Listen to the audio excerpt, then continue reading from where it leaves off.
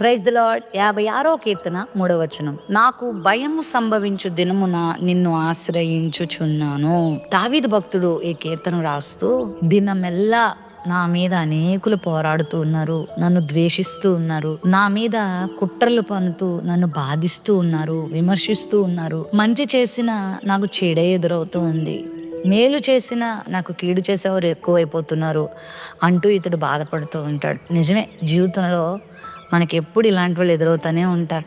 మనల్ని ఇబ్బంది పెట్టడానికి, మనల్ని బాధ పెట్టడానికి, మనల్ని హింసించడానికి వాళ్ళు ఎప్పుడు రెడీగా ఉంటారు. ఇంకా వాళ్ళకి అదే పని అన్నట్టుగా వాళ్ళు జీవిస్తూ ఉంటారు. నాకు భయము సంభవించు దినమున, నాకు బాధ కలుగు దినమున, నాకు ఇబ్బంది అనిపించిన దినమున నేను చేసే పని ఏంటంటే నా ప్రభుని ఆశ్రయిస్తాను. ఎప్పుడైతే నాకు భయం అనిపిస్తుందో, బాధ అనిపిస్తుందో, నా ప్రభువు నేను ఆశ్రయించినప్పుడు నాకు గొప్ప ధైర్యం వచ్చేస్తుంది, నాకు గొప్ప నిరీక్షణ కలుగుతుంది. నా బాధనంతా నేను మర్చిపోగలుగుతాను, మరలా నేను ఉద్యమపడతాను, మరలా నా జీవితంలో నేను తిరిగి లేవగలుగుతాను అన్నది ఇక దావీదు యొక్క అనుభవం. ఈరోజు నీ జీవితంలో కూడా ఏదైనా విషయంలో భయం ఉందా? మనుషుల విషయంలో భయపడుతున్నావా? ఇలాంటి మనుషులతో నేను ఎలా బ్రతకాలి? నన్ను నిందించే వారి మధ్యలో, నన్ను దూషించే వారి మధ్యలో, నా మీద అసూయపడే వారి మధ్యలో, నా మీద ఈర్ష్యతో బ్రతుకుతున్న వారి మధ్యలో, నన్ను ఒక పురుగులా చూస్తున్న వారి మధ్యలో, నన్ను విషపు చూపులతో, క్రూరత్వంతో నా విషయంలో ప్రవర్తిస్తున్న వారితో నేను ఎలా బ్రతకాలి? ఈ వ్యక్తితో జీవించడం నాకు చాలా భయంగా ఉందండి.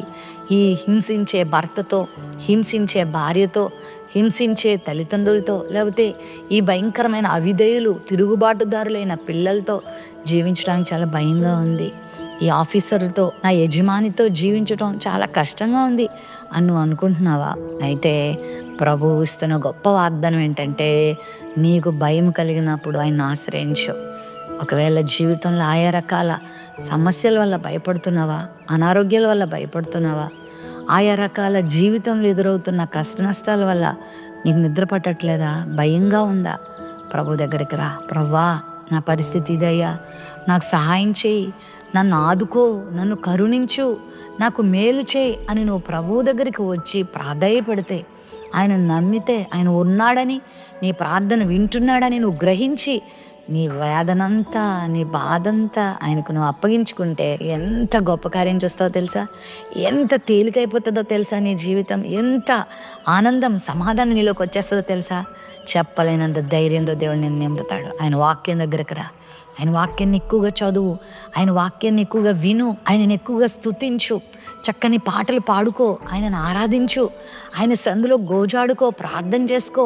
నాకు దేవుడు ఉన్నాడు, ఆకాశాన్ని భూమిని చేసిన దేవుడు నాకు తోడున్నాడు, ఈ సర్వ సృష్టిని తన ఆధీనంలో ఉంచుకోగలిగిన దేవుడు నాకున్నాడు, ఈ సమస్యను కూడా తన ఆధీనంలో తీసుకుంటాడు అని నువ్వు నమ్మి దేవుని వైపు చూస్తే గొప్ప ధైర్యం పొందుతావు. నీ ముందు నిలబడి నిన్ను భయపడుతున్న మనుషుల కంటే, నీ ముందు నిలబడి నిన్ను భయపడుతున్న సమస్యల కంటే నువ్వు నమ్ముకున్న దేవుడు గొప్పవాడని నువ్వు విశ్వసించాలి. అప్పుడు నువ్వు దేనికి భయపడవు. ప్రేమ నమ్మకం కలిగిన మా తండ్రి, నీ బిడ్డల జీవితంలో ఏ భయం ఉన్నా, ఏ ఆందోళన ఉన్నా, ఏ కలవరం ఉన్నా ఇప్పుడే దానిని తొలగించిన ఆయన నిన్ను ఆశ్రయించడం నేర్పించండి. భక్తుని వలె నిన్ను నమ్ముకోవడం నేర్పించండి. ఆయన నీ దగ్గరకు వచ్చి వారి సమస్యనంతా విప్పి చెప్పుకొని నీ సహాయాన్ని పొందుకోవడానికి కృప చూపమని యేసు నామములో ప్రార్థిస్తున్నాం తండ్రి. ఆమెన్.